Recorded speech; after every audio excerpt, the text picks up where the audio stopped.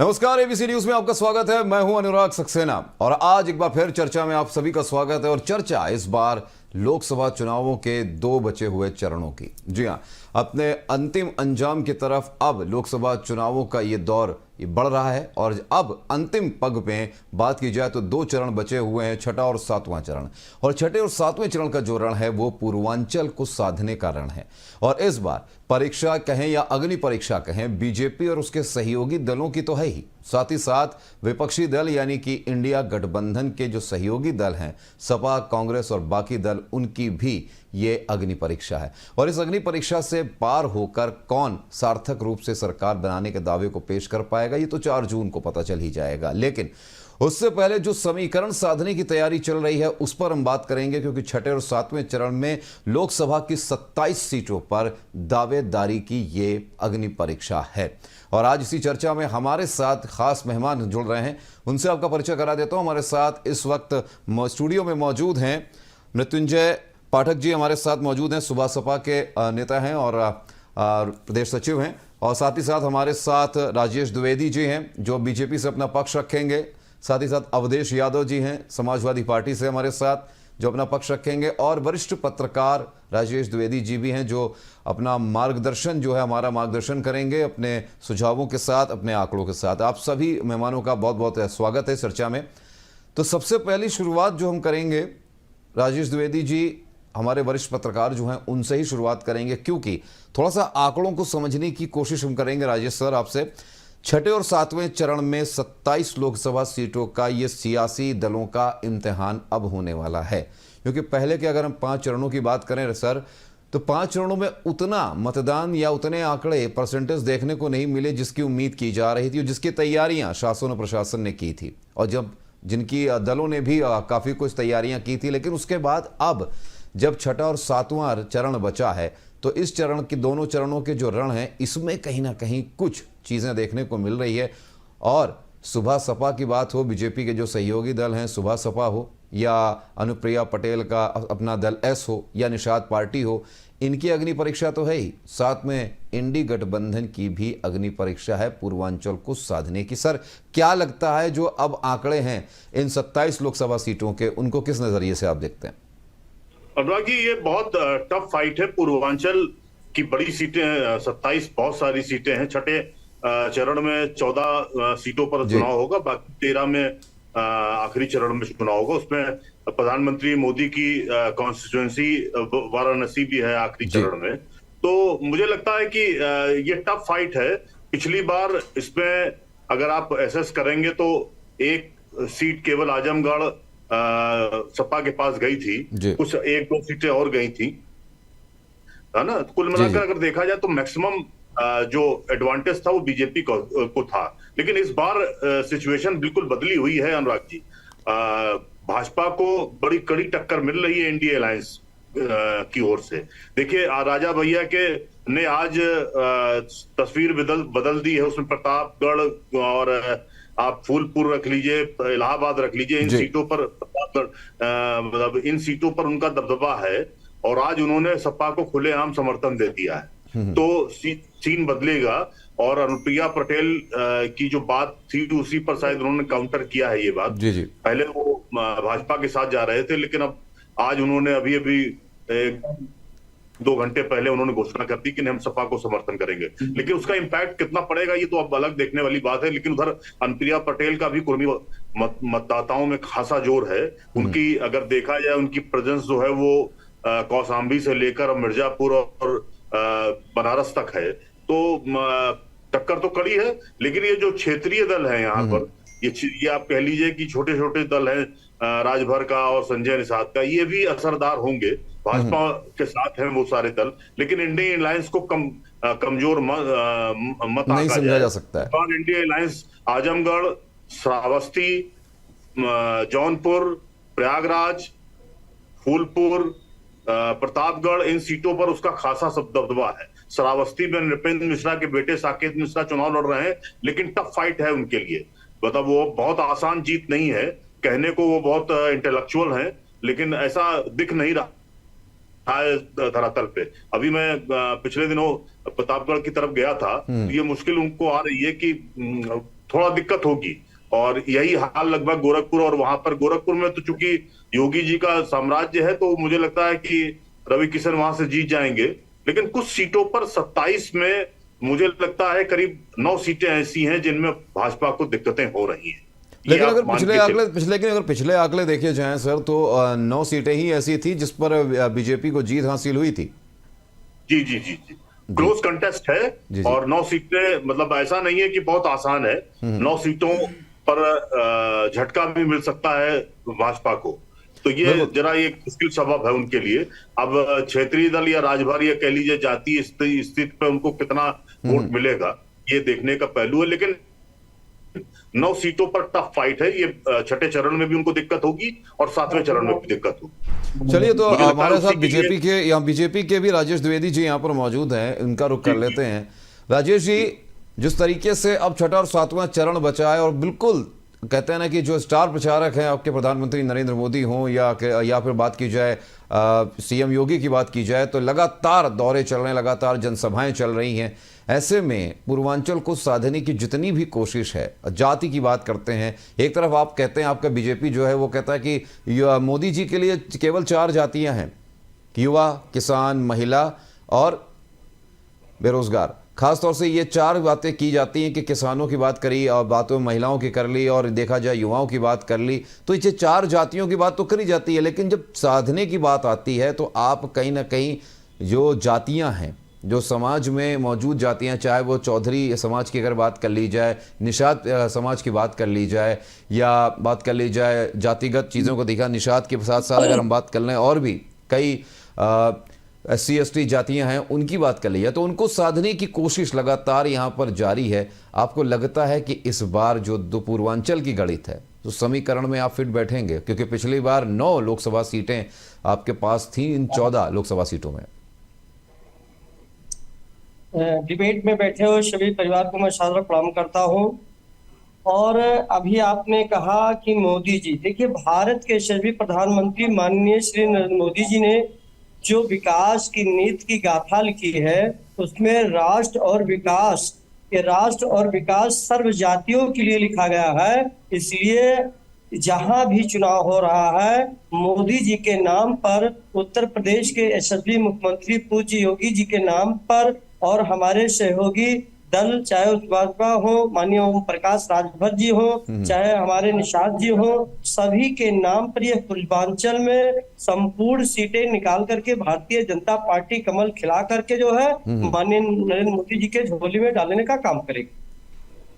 लेकिन मुझे ये बताइए, ये जो आपके सहयोगी दल हैं, इनके साथ तो आपका खट्टा मीठा अनुभव रहा है। कहीं ना कहीं पहले बहुत ही दुश्वारियां रही हैं, आपसी अनबन रही है, और फिर उसके बाद अचानक इनकी एंट्री होती है आपके साथ, और उसके बाद अब आप कहते हैं कि नहीं, इनके चेहरे पर हम चुनाव लड़ रहे हैं। क्यों? और चेहरे पे चुनाव की जब बात आती है तो घोसी में राजभर जी को सिर्फ 1 सीट दी गई है, 1 टिकट दिया गया है, वो भी उनके बेटे के लिए, अरविंद राजभर के लिए दिया गया है। उसी तरीके से अगर हम बात कर लें अनुप्रिया पटेल की, अगर बात कर लें, या फिर हम बात करें निषाद पार्टी की बात कर लें, तो सहयोगी दलों को आपने उतनी टिकट नहीं दिए जितने दिए जाने चाहिए थे।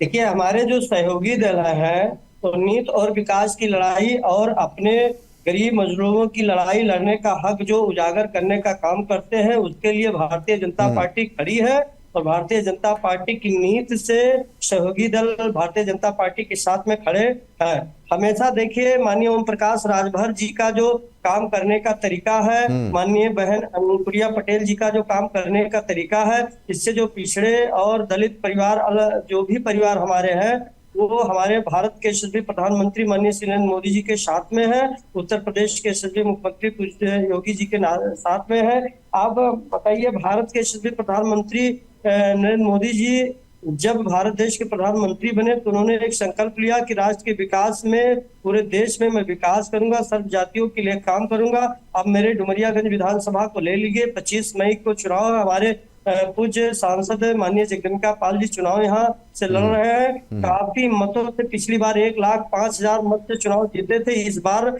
लगभग जो है संख्या 2 लाख से ऊपर होगी, जो हमारे सांसद श्री जगदम्बिका पाल चुनाव जीत करके सदन में प्रवेश करेंगे। तो ऐसे हमारे माननीय हरीश द्विवेदी जी चुनाव के जाएंगे श्रावस्ती में। अभी हमारे पत्रकार वरिष्ठ श्री राजेश द्विवेदी जी कह रहे थे कि वहां का टफ चुनाव है। क्यों टफ चुनाव? वहां का पहले से जो बसपा पार्टी से चुनाव लड़ चुके थे जो है, उनका केवल क्षेत्रों में कभी उन्होंने भ्रमण नहीं किया, वो केवल क्षेत्र को लूटने का काम किए। तो जनता वहां को उनको जो है मार के भगाना चाहती। इस बार जो है उनका जो है जमानत जब्त होगा और वहां के हमारे श्री नृपेंद्र मिश्रा जी के जो है बेटे चुनाव जीत करके सदन में पहुंचने का काम करेंगे। देखिए, भारतीय जनता पार्टी का काम करने का तरीका अलग है, और राष्ट्र और विकास की बात करती है। समाजवादी पार्टी और कांग्रेस कहती है कि चोर लुटेरों का साथ लेकर हम गठबंधन को निभाएंगे, जनता माने ना माने हम उन पे गोली बरसाएंगे।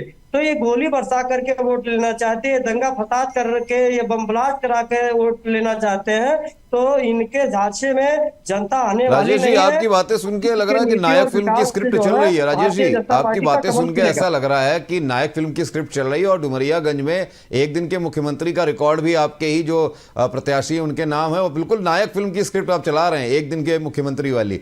और अवधेश जी यहाँ पर बैठे हैं। अवधेश जी, कितना इत्तेफाक रखते हैं हमारे राजेश जी से आप? क्योंकि राजेश जी तो सीधे कह रहे हैं कि हमारा जो बीजेपी है, बीजेपी हमेशा बात करती है, राष्ट्र निर्माण की बात करती है, सभी जातियों को लेके बात करती है। फिर ये जाति वाली बातें जो मंचों से कौन करता है? देखिए, जाति की तरफ राजनीति को मोड़ने का काम बीजेपी ने किया। जब बीजेपी अपना कैबिनेट का विस्तार करती है तो ये बताने में पूरा समय गंवाती है कि हमने कितने किस बिरादरी के मंत्री बनाए हैं जी। जब बीजेपी इस देश में राष्ट्रपति का चुनाव करती है तो राष्ट्रपति का चुनाव नहीं करती है, वो ये बताने में अपना समय पूरा लगा देती है हमने किस समाज से देश का राष्ट्रपति चुना है। देखिए, जाति की तरफ राजनीति को मोड़ने का काम बीजेपी ने किया है। समाजवादी पार्टी, अन्य दल, इंडिया गठबंधन आज की तारीख में जाति का चुनाव नहीं लड़ रहे हैं। हम लोग पीडीए के साथ साथ सर्व समाज को लेकर के समाजवादी पार्टी और इंडिया गठबंधन चुनाव लड़ रहा है। और आने वाले अभी तो जो 5 चरणों के वोट पड़ गए हैं, हम लोग तो पश्चिम से चुनाव कराते हुए आए हैं, अब छठे और 7वें चरण का प्रचार में लगे हुए हैं। और हमने देखा पहले चरण से जब इनकी उल्टी गिनती शुरू हुई तो अब 7वें चरण तक तो जनता का जो गुस्सा है वो 7वें आसमान पर पहुंच ही रहा है। नहीं, मतलब आप ये मानते हैं, मतलब अवधेश जी माफ कीजिएगा, आप ये मानते हैं कि जो जातिगत राजनीति है उसका काम बिल्कुल भी समाजवादी पार्टी नहीं करती? समाजवादी पार्टी समाज के सभी वर्ग और खास करके पीडीए को आगे लाने के लिए टिकट दिया है और समाज के सभी वर्ग को। समाजवादी पार्टी देखिए जातिवाद की राजनीति नहीं करती। आप श्रावस्ती में जो बताए, देखिए हमारे पिछड़ी जात से बगल में डुमरियागंज से हमने फॉरवर्ड को दिया। नहीं, मुझे पता है सपा ने अपने कोटे की जो 22 लोकसभा सीटें हैं उनमें से 14 पर गौर यादव ओबीसी प्रत्याशी उतारे हैं, 4 सीटों पर दलित उम्मीदवार उतारे हैं। अखिलेश यादव जी ने पहले कहा कि जो जिसकी जितनी संख्या हम सबको इस बार बराबर की हिस्सेदारी देंगे। उसी तरीके से उन्होंने चाहे फॉरवर्ड बिरादरी के लोग हो, बैकवर्ड हो, दलित हो, सर्व समाज के लोगों को समाजवादी पार्टी ने प्रतिनिधित्व दिया है। और पीडीए का नारा उन्होंने कहा जो लोग वंचित रह गए, जिनको समाज में उचित प्रतिनिधित्व नहीं मिला, उनको इस बार समाजवादी पार्टी इंडिया गठबंधन उचित प्रतिनिधित्व देगा। उसी के तहत में हमने टिकट दिया। और छठे चरण में मैं बता दूं कि 14 की 14 सीटों पर भारतीय जनता पार्टी का खाता नहीं खुलने जा रहा। एक नहीं, पिछली बार की अगर हम बात कर लें, पिछले आंकड़ों की, अवधेश जी थोड़ा सा पिछले आंकड़ों की बात कर लें, 2019 के अगर आंकड़ों की बात कर लें तो 9 सीटें आपके जो पूर्वांचल की जो आप 14 सीटें बता रहे हैं उसमें से 9 सीटें जो थी, 9 सीटें बीजेपी के खाते में थी। आप सपा और बसपा के गठबंधन में थे जिसमें बसपा के हाथ में 4 सीटें थी, एक आजमगढ़ की सीट आपके हाथ में थी, वो भी उपचुनाव में आपके हाथ से चली गई। देखिए, पिछले चुनाव से और अब की चुनाव में गंगा जी में बहुत पानी बह चुका है। और पिछला चुनाव इन लोगों ने पुलवामा कांड को लेकर के और पूरे देश में जिस तरीके से इमोशनल चुनाव लड़ने का काम किया था, नहीं आया है क्या? पुलवामा कांड की आज तक पुलवामा कांड का खुलासा ये लोग नहीं कर पाए। 5 साल बीत गया और आज ये लोग टेम्पो भर भर के अडानी अंबानी का पैसा भिजवा रहे हैं, इसका खुलासा ये लोग कर ले रहे हैं। नहीं, कौन भिजवा रहा है? कौन भिजवा रहा है? टेम्पो भर भर के कौन भिजवा रहा है? आज देश के प्रधानमंत्री क्या भाषण दे रहे हैं आप देख। जब देश का प्रधानमंत्री जिसको गंभीर बातों पर चुनाव लड़ना चाहिए, जिसको विकास के मुद्दे पर चुनाव लड़ना चाहिए, जिसको ये बताना चाहिए उत्तर प्रदेश में 60 लाख नौजवानों को भर्ती कैसे लीक हुई, पर्चा कैसे लीक हुआ। अभी इन्होंने कहा कि हम किसान की बात करेंगे, जो किसानों के रास्ते में कील ठुकवाए हो, जो नौजवानों का पर्चा लीक करके उनका रोजगार छीन लिया हो और उनको परेशान किया हो, वो लोग क्या नौजवान और किसानों की बात करेंगे, मजदूरों की बात करेंगे? आज की तारीख में एक एक आदमी जो कोरोना काल में जिन लोगों ने लाठियां खाई हैं, जो लोग अपने रास्ते में कितने लोग शहीद हो गए अपने घरों को आने के लिए, और आज ये लोग कहते हैं, और सबसे बड़ा बात इन लोगों ने जो किया कि बिना पूरा परीक्षण किए हुए जो कोविशील्ड का टीका इन लोगों ने सबको लगवाया, और आज पूरा देश जो दहशत में जी रहा है, और उस कंपनी से 52 करोड़ रुपए का चंदा लिया है। इलेक्टोरल बॉन्ड ने इनकी कलई खोल दी है। 500 करोड़, 50 करोड़, 200 करोड़, 400 करोड़ चंदा नहीं कोई लेता था। आज ये लोग क्या मुंह दिखाएंगे जनता के बीच में? पूर्वांचल की बात कर लेते हैं ना सर, ये बार बार आप लोग पहुंच जाते हैं, ट्रैक से बदल जाती गाड़ी। आप पूर्वांचल की बात हम कर रहे हैं, पूर्वांचल को बताइए आप। ये तो मुद्दे देखिए, ये तो मुद्दे देखिए अवधेश जी, ये तो मुद्दे सारी जनता सुन चुकी है, कई बार सुन चुकी है।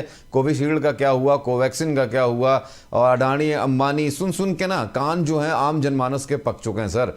बात करते हैं धरातल की, बात कर लेते हैं। आपके मुद्दे, आपके पास क्या मुद्दे ऐसे हैं जो इस बार आप कह रहे हैं कि इस बार तस्वीर चेंज होगी, क्योंकि पिछले चुनावों के आंकड़े तो आपके खिलाफ ही खड़े हुए हैं। देखिए, टोटी चोर को कोई वोट नहीं देना चाहता है। नहीं, राजेश जी आप बहुत ही, राजेश जी माफ कीजिएगा, हम आपकी भाषा शैली के लिए थोड़ा रोकेंगे। ये एक देखिए डिबेट है, और सामंजस्य बिठा के सदाचार और संस्कार के साथ बात कीजिए। टोटी चोर वाली बातें ऐसे मत कीजिए यहाँ पर, ये थोड़ा सा दूसरे विषय की बात हो जाएगी फिर। देखिए, चाहे वो पूर्वांचल हो, चाहे पूरा देश हो, चाहे पश्चिमांचल हो, चाहे मतलब ये लोकसभा का चुनाव है, ये प्रधानमंत्री चुनने का चुनाव है। यहाँ मुद्दे एक होते हैं, कोई इसमें क्षेत्र वाइज या लोकसभा वाइज मुद्दे नहीं बदल रहे हैं।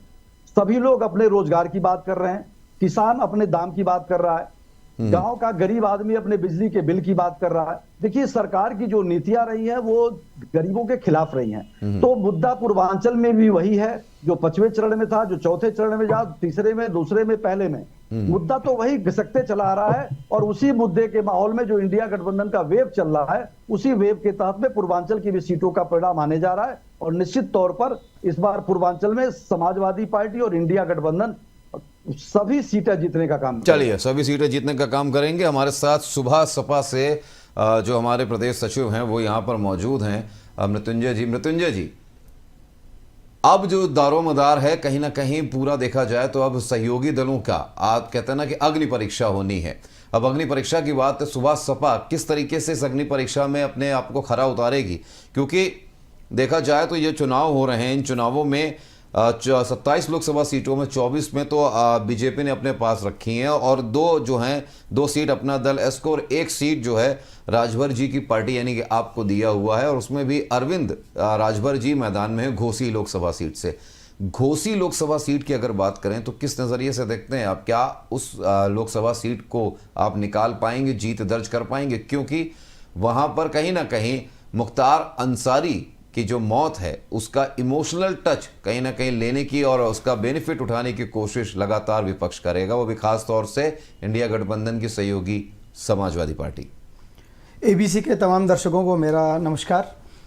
बिल्कुल मैं इस पे आऊँगा, लेकिन इससे पहले मैं एक बात बताना चाहूँगा। जैसे कि अभी अवधेश यादव जी ने मुझे बताया, यहाँ पे बता रहे थे कि ट्रक भर भर के जो पैसे निकल रहे हैं वो कांग्रेस की बात, टेम्पो की जो बात कर रहे थे वो कांग्रेस की बात कर रहे थे।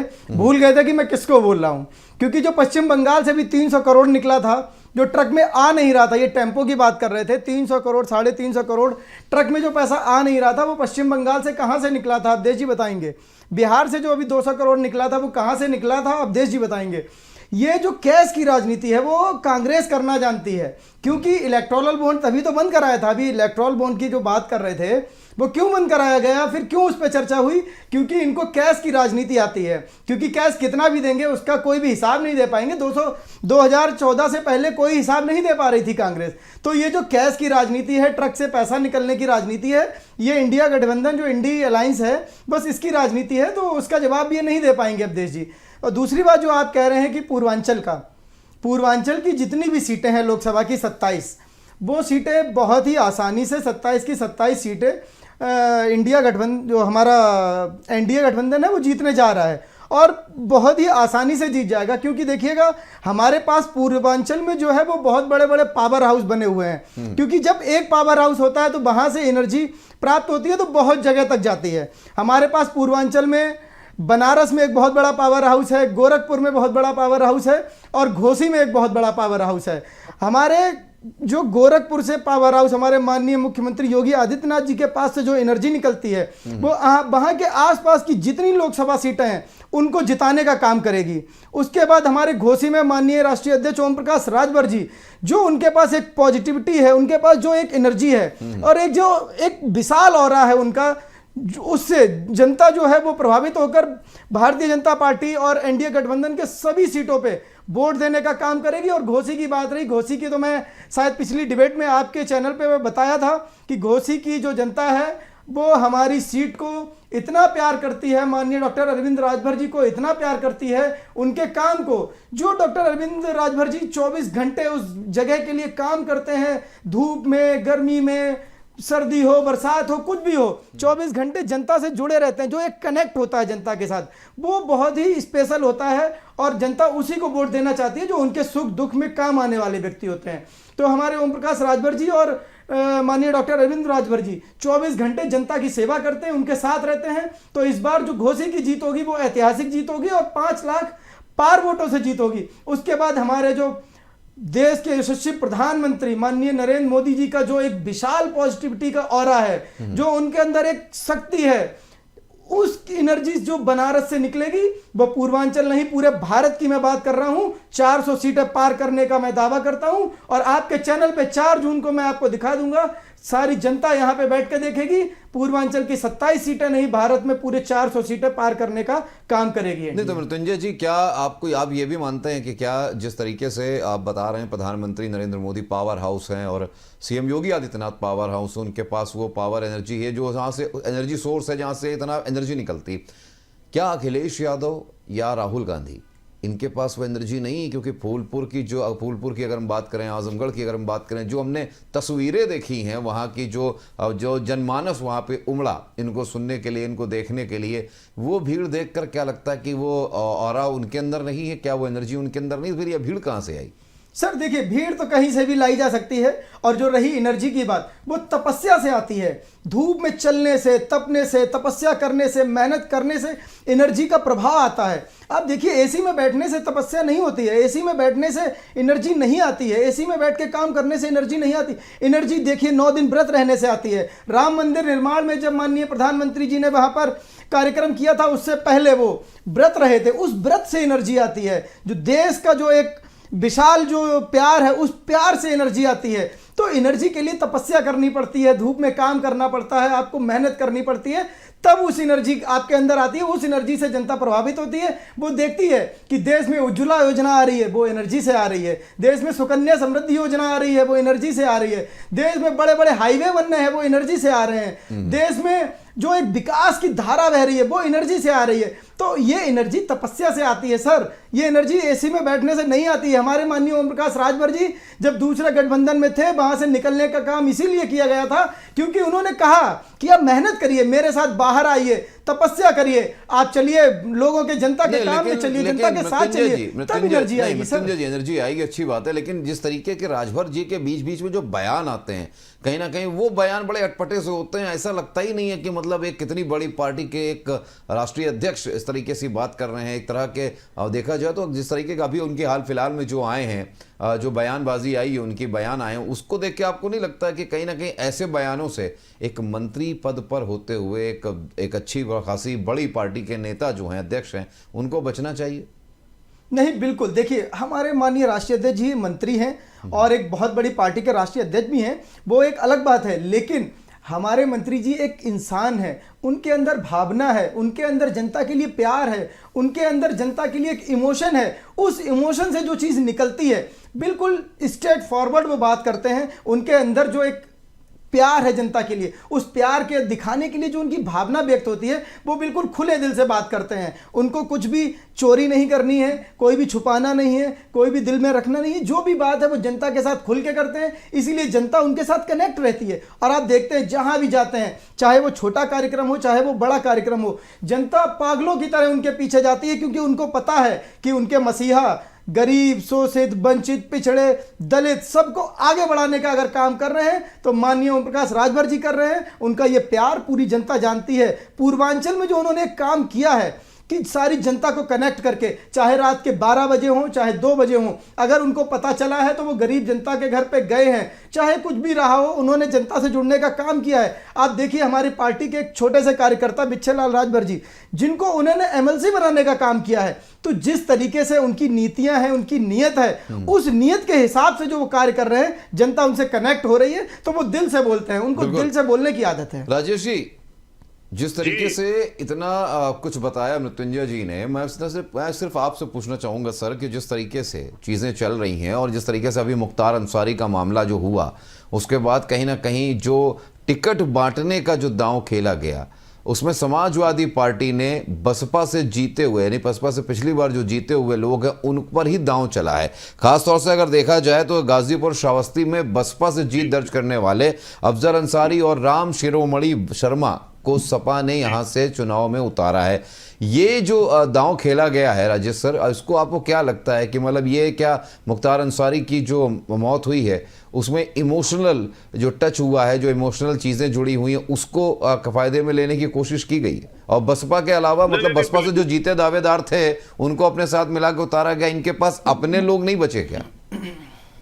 नहीं, ये देखिए, ये दो तरफ से बात हो रही है। अफजाल अंसारी चुनाव लड़ रहे हैं और जिस तरह से अंसारी की डेथ हुई उसको लेकर जो इमोशनल कार्ड है वो पूरे पूर्वांचल में चल रहा है। और आप ये बिल्कुल मान के चलिए कि मुस्लिम वोट 100% जितना भी गिरेगा वो 100% इंडिया अलायंस को मिलेगा। उसमें इनके भाजपा के सहयोगी दल या राजभर कह लीजिए या संजय निषाद कह लीजिए, इनको मिलना नहीं है बिल्कुल भी। ये बिल्कुल क्लियर माइंडसेट उनका बना हुआ है कि हमको आपको वोट नहीं करना है एक भी वोट हम बर्बाद नहीं कर रहे। क्योंकि जो कंसोलिडेशन हो रहा है सपा की तरफ या कह लीजिए कांग्रेस की तरफ, इंडिया अलायंस की तरफ, तो वो कहीं ना कहीं मुश्किल सबब होगा। एक अनुराग जी, इस पे आपको समझना पड़ेगा कि मायावती सारी सीटों पे चुनाव लड़ रही है, ठीक है ना।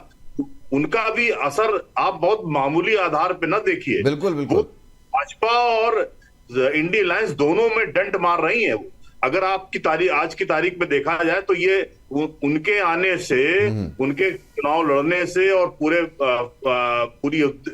पूरी बसपा और वामसिप जिस तरह से चुनाव में इस बार लगी हुई है, मुझे लगता है कि वो डंट जो है वो दोनों पार्टियों के लिए नुकसानदेह होगा। लेकिन सर जौनपुर की अगर बात कर लें, जौनपुर में जो मायावती ने पहले धनंजय सिंह की पत्नी श्रीकला रेड्डी को उतारा था, नॉमिनेशन भी दायर हो गया, उसके बाद वहां से श्याम सिंह यादव जो मौजूदा सांसद है उनको फिर से उनका टिकट काट के श्याम सिंह जी को दिया टिकट उन्होंने।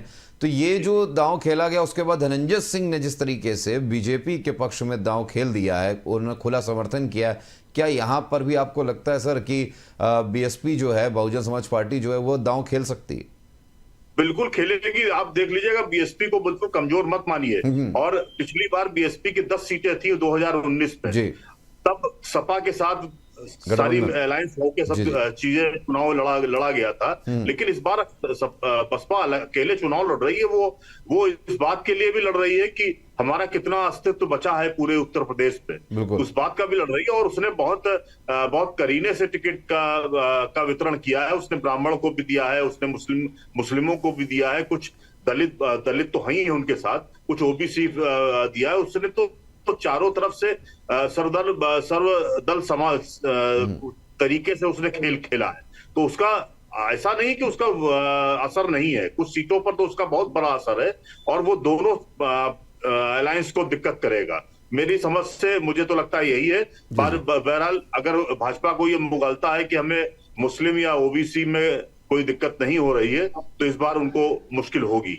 राजेश जी आपने सुना हमारे वरिष्ठ पत्रकार राजेश जी को, क्या आपको लगता है, क्या मुगालता पाल रखा है आप लोगों ने सर कि कहीं ना कहीं मुस्लिम वोट जो उसमें सेंध लगा लेंगे, दलित जो वोट है उसमें भी हम सेंध लगा लेंगे, जातिगत समीकरण को हम साध लेंगे? क्या ऐसा लगता है आपको? क्योंकि जिस तरीके से अभी हमने बात करी है, बसपा को कमज़ोर समझना कहीं ना कहीं बहुत बड़ी चूक होगी इंडी गठबंधन के लिए भी और एनडीए के लिए भी। क्योंकि पिछली अगर बात करें आंकड़े जो हैं उसमें सपा के हाथ में कुछ भी नहीं आया, 1 सीट आई, वो भी हाथ में उपचुनाव चली गई, लेकिन 4 सीटें बसपा के कंट्रोल में थी, बसपा के हाथ में थी। देखिए, भारत के सभी प्रधानमंत्री माननीय मोदी जी का जब नारा ही है कि सबका साथ, सबका विकास, सबके सम्मान की बात करना, सबके विश्वास पे खरे उतरना, तो मोदी जी के नीतियों से प्रभावित होकर भारत देश की जनता जहां जहां चुनाव हो रहे हैं सभी सब जाति मिल करके मोदी जी को चुनना चाहते हैं। तो चाहे जो जानते हैं कि जब सपा आएगी तो गुंडई राज स्थापित होगा, कांग्रेस आएगी तो भ्रष्टाचार स्थापित होगा। और जो ये दावा करते हैं कि अब की बार जब हम आएंगे तो 5 किलो के बजाय 10 किलो राशन देंगे, मैं पूछना चाहता हूं कि कांग्रेस जिन जिन राज्यों में स्थापित है, चाहे वो कर्नाटक को ले लीजिए या क्या नाम है केरल में ले लीजिए, तो कहाँ इन जो है अपने उन परिवारों को इन्होंने आज तक कुछ तो नहीं दिया।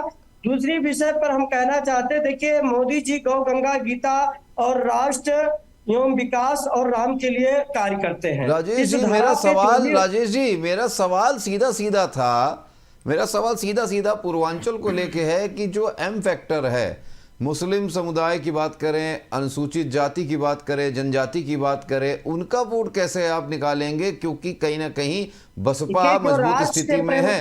आप तो आप उस सवालों का जवाब ना देके आप पूरा देश भ्रमण करवा रहे हैं सर।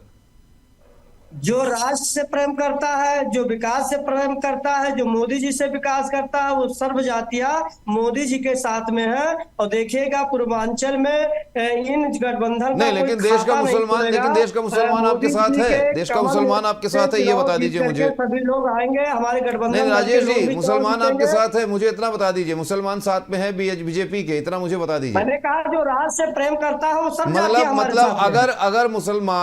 अगर मुसलमान आपके साथ न जाकर विपक्षी गठबंधन इंडिया गठबंधन को वोट दे रहा है तो उसको राष्ट्र से प्रेम नहीं है।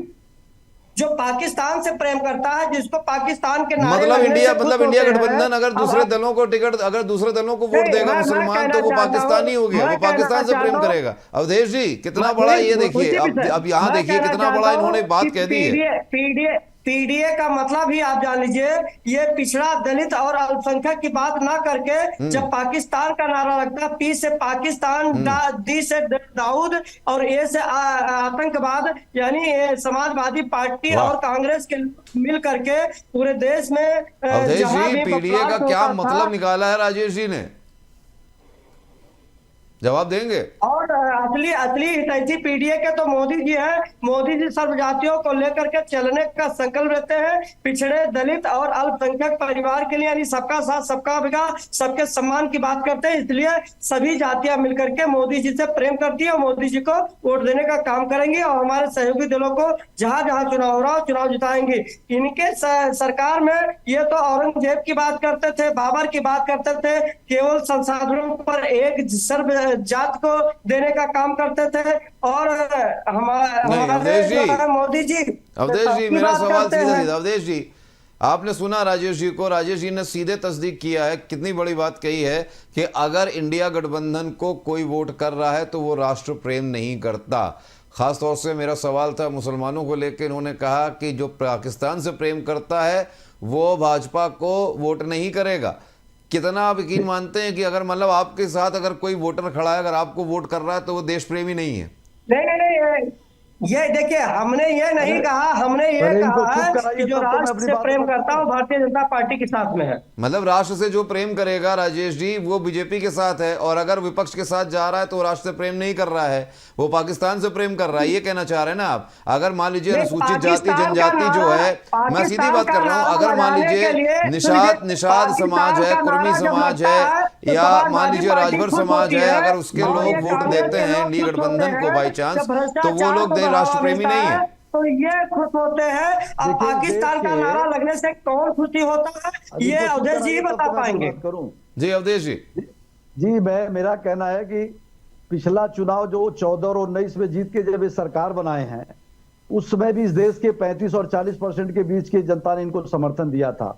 इसका मतलब इनका कहने का तात्पर्य इस देश की 60% से ऊपर की जनता देशद्रोही। देखिए इनके पास कोई मुद्दा बचा नहीं है।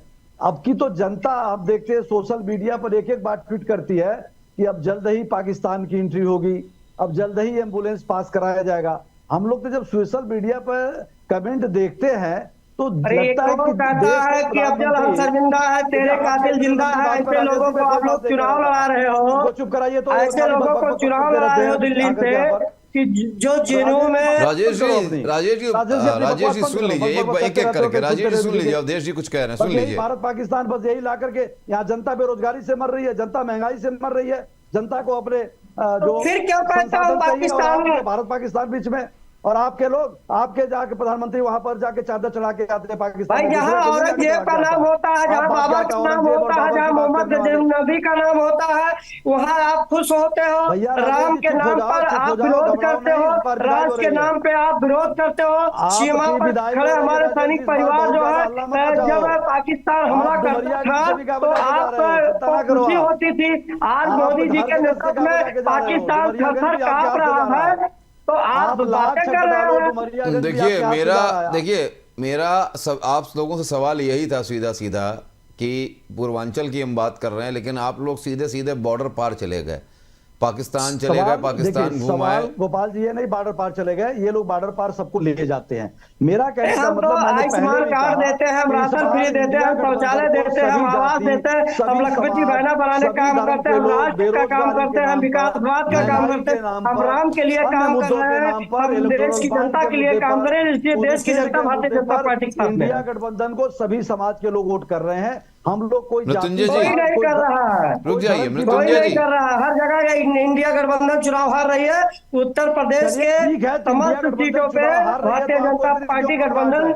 सहित चुनाव जीत आपने करके मऊ की बात, 80 भाजपा के अस्सी लोग सीट मऊ का जीतेगी। हालचाल लोग नहीं ले पा रहे हैं। मऊ की जो हालत है ना, एक बार जाके घूम के पाठक जी आए, अभी समाजवादी पार्टी के ऊपर कमेंट कर रहे थे, जैसे लगता है जब सुभाषपा के राष्ट्रीय अध्यक्ष ओम प्रकाश राजभर सपा के साथ है तभी से समाजवादी पार्टी का अस्तित्व है। उसके पहले समाजवादी पार्टी पूर्ण बहुमत की सरकार बना चुकी है माननीय मुलायम सिंह यादव जी के अरे नेतृत्व में उत्तर प्रदेश में। जो इसी राम उत्तर का प्रदेश नहीं में हुआ, जो 36 राज का नहीं हुआ समाजवादी 36 पार्टी अरे राम का और कौन होगा, कांग्रेस कौन नहीं के होगा, आप लोग सर्टिफिकेट दोगे? राम को विसर गए, राम के भक्तों के राजेश ऊपर जी, गोलियां चलवाने राजेश का जी। काम किए।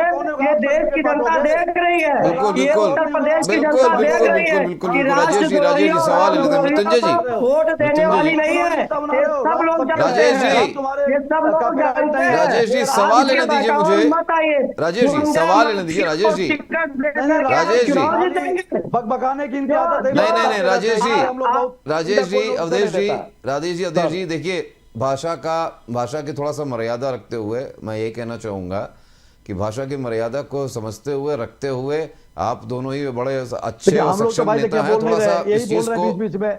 जी, हम जी। लोग तो चुप हैं, कुछ भी नहीं बोल रहे। ये हर हम बीच में रोटी ताला कपड़ा दे रहे हैं। और मकान पर काम करते हैं, इसलिए हम जनता का वोट लेते हैं। हम भय भूख भ्रष्टाचार मिटाने का अब इनकी संकल्प बोलने लेते की हैं, बीमारी है, तो इसलिए कौन हमको बंद जनता वोट देती है। राजेश जी, हम- दूसरों को भी मौका दे दीजिए, ये भाषण का मंच नहीं है। ये अपना सामने भाषण लिखे वो उसी पढ़ रहे हैं और आपको सुना रहे हैं, पूरा साफ दिखाई दे रहा, लिख के रखे हुए अपने सामने। तो ऐसे लोग क्या, मृत्युंजय जी, मुद्दों की बात होनी कहाँ चाहिए, रखे हैं भैया, ये मृत्युंजय जी। बात होनी चाहिए। जी मृत्युंजय जी, देखिए मुद्दों से भटकते हुए गोपाल देश जी, और मैं एक विदेश की बात- बातें गोपाल जी, शुरू मैं हो एक- जाती हैं। गोपाल जी, मैं एक सवाल का जवाब इनके नहीं दे पाया, मैं दे दूं उसके बाद जी जी, इनको- बिल्कुल बिल्कुल दे अवधेश दूं। जी, बिल्कुल जल्दी जैसे से। अभी इन्होंने कहा इलेक्टोरल बॉन्ड के अन्य मुद्दों पे बात कर रहे थे। इन्होंने कहा था कि मैं 15 लाख रुपया लाऊंगा और 15 काला धन ले आऊंगा और 15 लाख रुपया सबको दूंगा, लेकिन इलेक्टोरल बॉन्ड आउट ना हो, उसको लीक ना होने पाए, एसबीआई के ऊपर कितना प्रतिबंध लगाया इन्होंने। स्टेट बैंक ऑफ इंडिया ने अंतिम समय तक प्रयास किया कि हमको अपनी डाटा ना देना पड़े।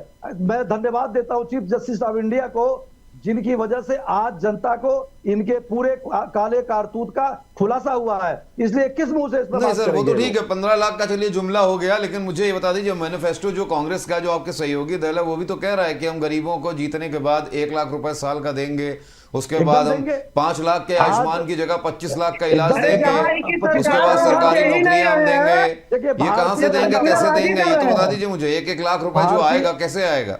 एकदम देंगे सर, भारत का बजट से देंगे सर, और हम लोग इतना बजट का इंतजाम करेंगे, जो लोग भ्रष्टाचार कर रहे हैं उसको बचाएंगे। अरे और तो जहाँ आपके गठबंधन की सरकार है, क्यों नहीं दे रहे हो? जनता को बेवकूफ बना रहे हो। दो आदमियों वहाँ का देना कब्जा- चाहिए ना आपको। आप बताइए, अब उद्योगपतियों का ये 15 लाख करोड़ वहाँ माफ बंगाल भी करते हार हैं। रहे हो। उद्योगपतियों का आप- 15 लाख करोड़ माफ करते, किसानों का 2 लाख करोड़ मात्र है। और वही इनको तो मैं देने कह के रहा लिए हूँ, 350 करोड़ से ज्यादा कांग्रेस के लोगों ने झारखंड में घोटाला कर लिया, कैश बरामद हुआ। आपका गठबंधन ही चोर है, चलिए भ्रष्टाचारी चलिए, देखिए है। आरोप प्रत्यारोप की राजनीति से थोड़ा सा ऊपर उठ लें, आरोप प्रत्यारोप की राजनीति से उठ लें। अवधेश जी, गो हत्या करने वालों चंदा ले रहे हो आप लोग। अवधेश जी, ये एक दूसरे पे कीचड़ उछालने का, लांछन लगाने का दौर तो हमेशा चलता रहेगा। कीचड़ तो राजनीति का यही एक उछाल रहे हैं, यही कॉलिंग के ऊपर तरीका कीचड़ उछाल रहा है। है। सब यही ये लोग कहते हैं कि मेरी जो कॉलर है वो आपसे ज्यादा सफेद है। मृत्युंजय जी हमारे साथ यहाँ पे बैठे, रुक जाइए मृत्युंजय जी, मृत्युंजय जी, इनका कीचड़ इतना सूख गया, कमल मुरझा गया इनका। मृत्युंजय जी, अब ये देख, आपने अवधेश देखा अभी, जी, रुक जाइए माननीय राजेश अखिलेश जी, यादव जी मंदिर पे क्यों नहीं आए थे राम? राजेश अयोध्या जी में। मुद्दों से भटकिए मत, बाहर निकलिए थोड़ा सा अयोध्या से, राम मंदिर से। उसके अलावा और भी मुद्दे हैं देश के पास। इनके पास बेरोजगारी नहीं, मुद्दा महंगाई मृत्युंजय नहीं, जी, मुद्दा मुझे ये किसानों का कोई मुद्दा नहीं, रुक सब कोई जाइए मुद्दा अवधेश जी, इनके पास। मृत्युंजय जी, महंगाई पे बात कर लीजिए, मृत्युंजय जी, महंगाई पे जवाब दूंगा हम। रुक जाइए राजेश जी, मृत्युंजय जी हमारे साथ है। मृत्युंजय जी, राजेश जी से जब बात, डिबेट करा दीजिएगा इसके बाद। बिल्कुल बिल्कुल मृत्युंजय जी, ये बताइए, जवाब देंगे हम। बिल्कुल रुक जाइए, थोड़ी देर सब्र कर लीजिए सर। पूर्वांचल की जब बात हम कर रहे हैं, पूर्वांचल में ऐसे क्या मुद्दे हैं? क्योंकि सुबह सपा तो वहाँ पे देखा जाए तो बहुत ही राजभर जो समाज है उसके साथ जुड़ी हुई है, और भी कई जातियाँ हैं, दलित समाज है उसके साथ जुड़ी हुई है। मुद्दों की जब हम बात करते हैं तो मुद्दों पर क्या आपको लगता है, किस तरह के मुद्दे जो है पूर्वांचल के लिए खास हैं, इंपॉर्टेंट रखते हैं, जिसके ऊपर आप वोट करेंगे, और किसके, और कौन से ऐसे मुद्दे जिन पर आप वोट ले पाएंगे? देखिए, पूर्वांचल की जो भूमि है वो बहुत ही फर्टाइल भूमि है, और बहुत ही ऐसी भूमि है जहां पर इंडस्ट्री का हब होना चाहिए था, जहां पर मां गंगा के अंदर स्टीमर से हमारे सारे उद्योगों के लिए यातायात का साधन बनना चाहिए था। चाहिए था का मतलब ये होता है कि आप मानते हैं कि अभी तक वहां पे ये सब चीजें नहीं हुई हैं? हो रही है ना, 2014 के बाद से शुरू हुई, उससे पहले नहीं हो रहा था। अगर ये पहले से होता तो आज बहुत ही विशाल स्थिति में हमारा पूर्वांचल होता, बहुत मजबूत स्थिति में होता। लेकिन जब से माननीय प्रधानमंत्री जी ने बनारस चुना है, उन्होंने बनारस क्यों चुना, इस बात पे कभी सोचिएगा। माननीय प्रधानमंत्री जी ने बनारस इसीलिए चुना क्योंकि उनको देश की चिंता है। बनारस जो है वो एक बहुत बड़ा केंद्र है, वहां पर भगवान शंकर की स्थापना है, तो वहां से जो एक एनर्जी निकलती है, उस केंद्र बिंदु से जो एनर्जी निकलती है वो पूरे भारत को विकसित करती है। इसलिए माननीय प्रधानमंत्री जी बनारस में आए। पूर्वांचल का विकास बहुत पहले हो जाना चाहिए था, पूर्वांचल आज बहुत बड़ी स्थिति में होना चाहिए था, लेकिन 2014 से पहले उस पर ध्यान नहीं दिया गया। कोई बात नहीं, हम लोग हैं ध्यान देने के लिए, और हम 2024 नहीं 2029 की भी तैयारी हमारी पूरी हो चुकी है। मैं 2029 में भी बनारस पे ध्यान दूंगा और पूर्वांचल पे ध्यान दूंगा, और उसको एक बहुत बड़ा, पूर्वांचल को बहुत बड़ा एक औद्योगिक क्षेत्र बनाऊंगा, बहुत बड़ा हब बनाऊंगा, जहां पे लोग आएंगे, वहां देखेंगे। जैसे आप बनारस जाइए, 2014 से पहले बनारस में क्या था और आज बनारस में क्या है, दोनों में आपको एक बहुत बड़ा फर्क दिखाई देगा। जो फर्क दिखाई देता है वो जनता देखती है, फर्क साफ है, नियत साफ है, विकास हो रहा है, उसी में जनता वोट दे रही है।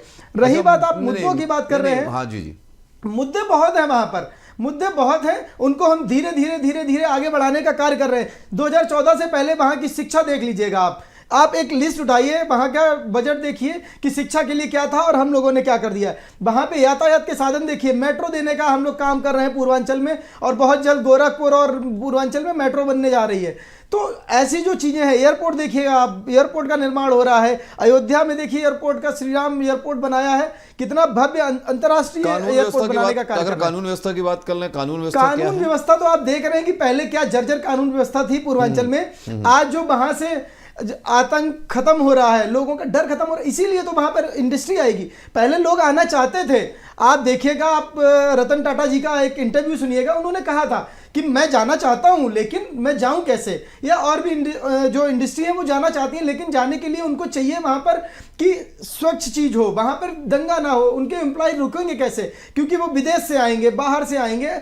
हमारा भारत तो पिछले 10 सालों से आपकी सरकार है, और गोरखपुर आप बात करते हैं तो सीएम योगी का गढ़ है, वहाँ पे रवि किशन आपके सांसद हैं। अगर बात करी जाए, इस तरीके से देखा जाए तो भाई साहब एक बात होती है मृत्युंजय जी, 10 साल आपकी सरकार, प्रदेश में आपकी सरकार, और उसके बावजूद अभी तक अगर ये बात कह रहे हैं, अगर आप कहीं ना कहीं इस बात को भी तस्दीक करते हैं कि जब गोरखपुर पहुंचते हैं मुख्यमंत्री योगी आदित्यनाथ, तो वहां पर जब जनता दरबार लगाते हैं तो सबसे ज्यादा जो मामले आते हैं वो आते हैं भूमि पर कब्जा करने के। सर वही तो दूर किया जा रहा है। आप देख रहे हैं ना, धीरे देखिए हर गड्ढा भरने में समय, जितना बड़ा गड्ढा होगा उतनी ज्यादा मिट्टी पड़ेगी, उतना ज्यादा समय लगेगा। तो उस गड्ढे को भरने के लिए समय चाहिए। अब आप पिछले 60 साल से गड्ढा खोद रहे हैं, 10 साल में कैसे भर जाएगा? उसको भरने में समय लगेगा। कोई पुराना घाव है, कितनी भी एंटीबायोटिक लगाइए आप, जब तक आप 4th जनरेशन पे नहीं जाएंगे, मीरोपिनम पे नहीं जाएंगे, तब तक वो गड्ढा नहीं भरेगा। अब आपका घाव सही नहीं होगा।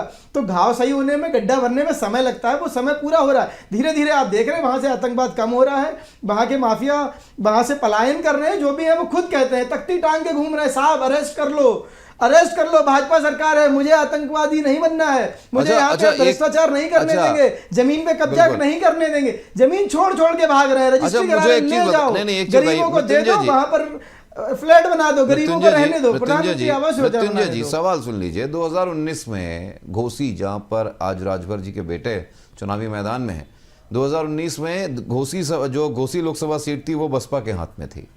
आपको ये मानेंगे? जी।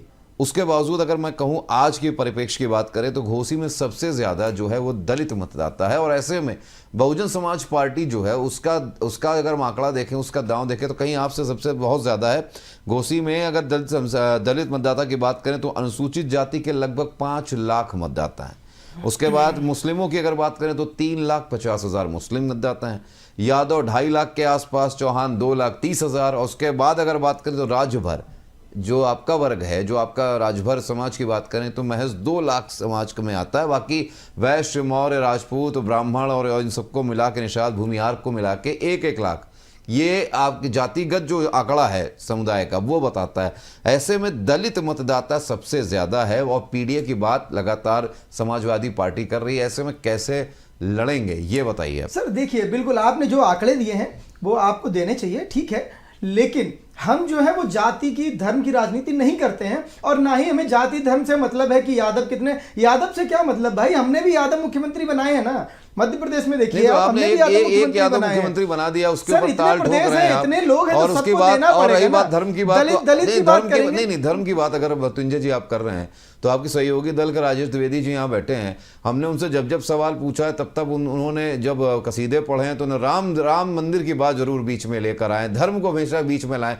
मैं कहता हूँ मुद्दों पे बात कर लेते ना, धर्म क्यों बार बार बीच में लाया जाता है? धर्म को नहीं लाए, वो थोड़ा सा बताने में नहीं बोल पा रहे थे कि उसको कैसे हम मैग्निफिकेट करें। लेकिन बात यह है कि धर्म की राजनीति हम लोग नहीं करते, सब धर्म के लोग मंदिर जाते हैं। मैं आपको ऐसे मुसलमान दिखा देंगे जो भगवान से प्रेम करते हैं और आपके चैनल पे बैठते भी होंगे और न्यूज चैनल पे आप देखते भी होंगे, वो धर्म की बात करते हैं, वो भगवान की बात करते हैं, वो भगवान को मानते हैं, वो मंदिर भी जाते हैं। तो फिर मंचों से ये क्यों कहा जाता है कि आपके हक की चीजें मुसलमानों को दे दी जाएगी? वही तो बताया जा रहा है कि जो आपके हक की चीजें हैं कम से कम वो तो आपको मिले। मैं अगर किसी धर्म से बिलोंग करता हूं तो मेरा भी तो अधिकार है, कुछ चीजें हमारी है वो हमें मिले।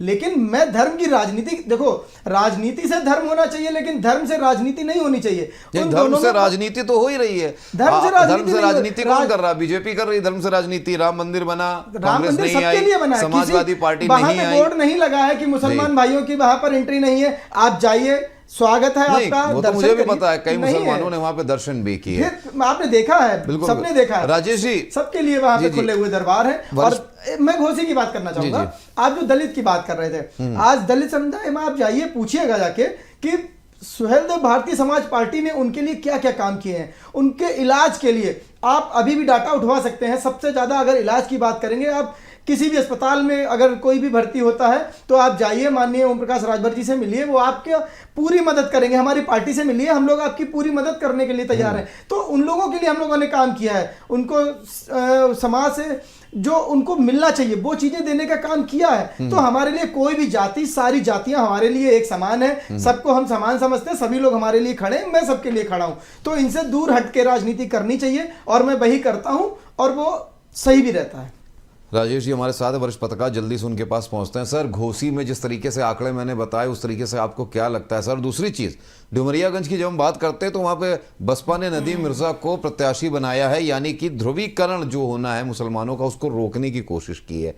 और कई सीटों पर बीजेपी ने अपने पुराने कैंडिडेट्स को ही उतारा है जो शायद चौथी बार या तीसरी बार मैदान में है। ऐसे में स्थिति जो है पूर्वांचल की, जब बात दलित समुदाय की आती, दलित मतदाता की आती है, तो जैसा कि आपने भी कहा कि बसपा को कमज़ोर ना समझें, तो क्या सीधी टक्कर की जगह हम इसको त्रिकोणीय मुकाबला समझ लें?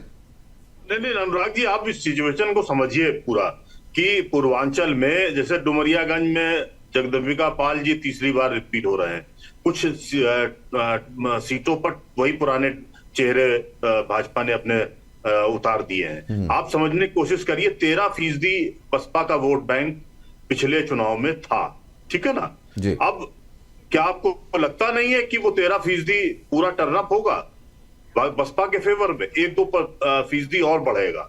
तो चुनाव आप ये देख लीजिए, 19 का चुनाव पुलवामा कांड के बाद, सर्जिकल स्ट्राइक के बाद चुनाव हुआ था, उसमें तमाम लहर और तमाम मोदी के लिए प्रो इनकम्बेंसिव थी, है ना, एंटी इनकम्बेंसिव नहीं थी।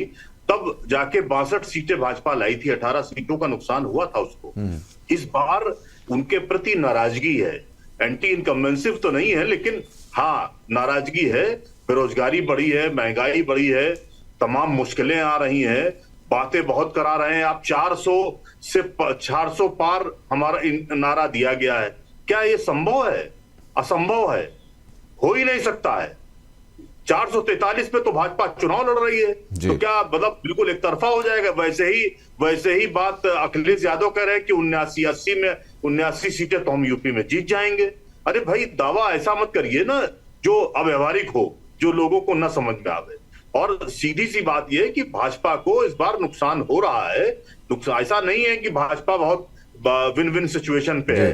पिछली बार जब बहुत सारी चीजें आपके फेवर में थी, तब आपको 18 सीटों का नुकसान हुआ था। इस बार आपके फेवर में बहुत सारी चीजें नहीं है, उसमें आपको नुकसान होगा। और कहीं आपकी बहुत सारी सीटों में आप देख लीजिएगा, बहुत क्लोज कंटेस्ट है, 2-4 हजार 5 हजार से भाजपा जीत भी सकती है, हार भी सकती है। कई सीटों पे तो यही सिचुएशन दिख रही है, बिल्कुल नजदीकी मामला हो जाएगा।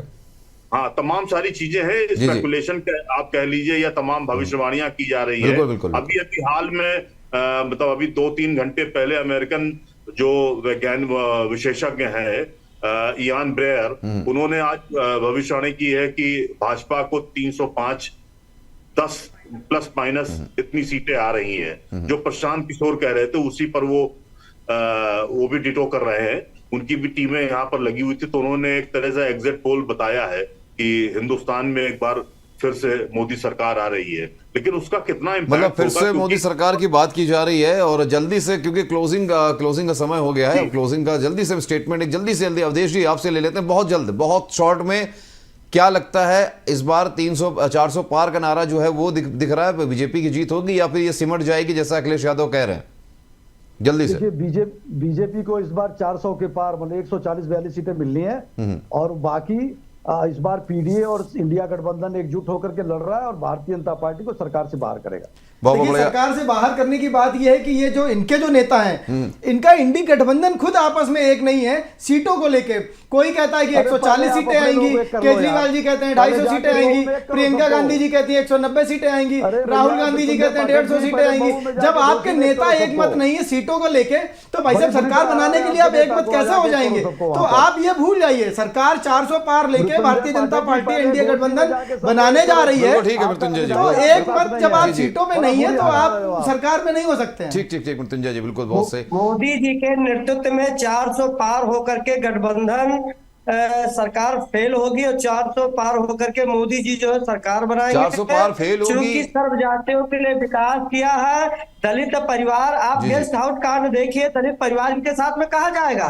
दलित परिवार तो भारतीय जनता पार्टी के बहन मायावती के साथ में क्या समाजवादी पार्टी के लोगों ने किया है। अरे सर, तो पीछे मत जाइए, अभी मणिपुर खुल जाएगा, मणिपुर चैप्टर खुल जाएगा सर, अभी कर्नाटक में चैप्टर खुल जाएगा, माफ कीजिएगा। राजेश जी बहुत बहुत धन्यवाद, अवधेश जी बहुत बहुत धन्यवाद, और हमारे साथ मृत्युंजय पाठक जी, आपका भी, और वरिष्ठ पत्रकार राजेश जी बहुत बहुत धन्यवाद। देखिए, ये जो एक दूसरे के ऊपर है, चैप्टर खोलेंगे, चैप्टर खुलते चले जाएंगे। फिलहाल आज की चर्चा में हमने जानने की कोशिश की कि पूर्वांचल की जो लोकसभा सीटें हैं उन पर क्या आंकड़े होने वाले हैं, लेकिन फिलहाल देखा जाए तो इस बार थोड़ा सा टफ सिचुएशन है। सीधे सीधे विन विन सिचुएशन नहीं है बीजेपी के लिए, क्योंकि यहां पर कड़ी टक्कर होगी। और इसमें सबसे बड़ी बात, एक्स फैक्टर देखने को मिलेगा, वो है बहुजन समाज पार्टी, क्योंकि पिछली बार समाजवादी पार्टी के साथ गठबंधन था और समाजवादी पार्टी को जो उम्मीद थी उससे ज्यादा कहीं 4 सीटें बीएसपी के हाथ में थी और 1 सीट जो मिली थी वो बस सपा को मिली थी, लेकिन वो भी उपचुनावों में उनके हाथ से चली गई। फिलहाल अब क्या होगा वो 4 जून को पता चलेगा, लेकिन हम रखेंगे इस पर नजर। और चर्चा में अगले किसी अंक में मुलाकात होगी आपसे, अगले अंक के साथ फिर नए मेहमानों के साथ जल्दी आपसे मिलेंगे। तब तक आप देखते रहिए एबीसी न्यूज। मुझे दीजिए इजाजत, नमस्कार।